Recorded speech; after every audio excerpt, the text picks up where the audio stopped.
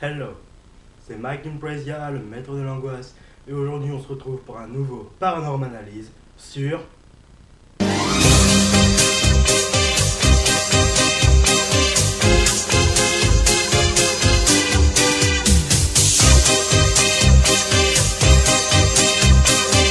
Alors je vais faire les deux films d'un coup, vu qu'il n'y a pas beaucoup d'erreurs dans ce film.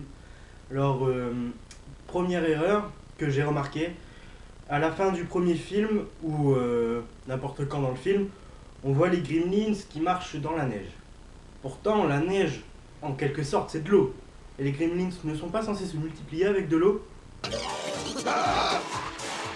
Deuxième erreur, cette fois-ci, dans le deuxième film, quand le vieux qui s'occupait de Gizmo meurt. Le magasin est détruit. Gizmo s'enfuit pour échapper à la destruction et se balade dehors, tranquille, au soleil. Et il ne dit pas « alors que d'habitude il dit «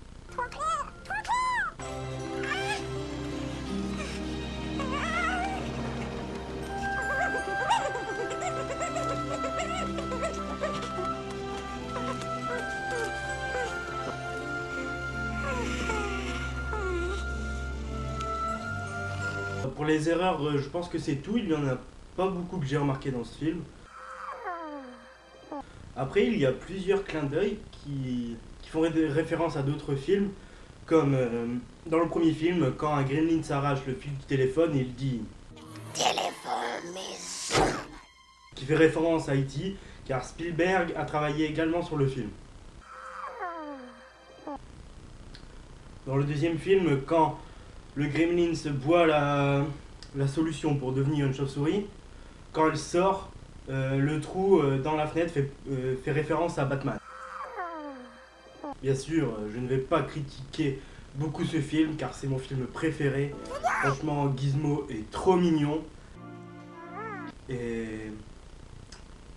ouais, j'ai rien d'autre à dire, c'était un petit Paranormal Analyse. Je sais que normalement le prochain devait revenir sur Jurassic Park. Mais je trouve que j'ai pas assez de choses sur Jurassic Park.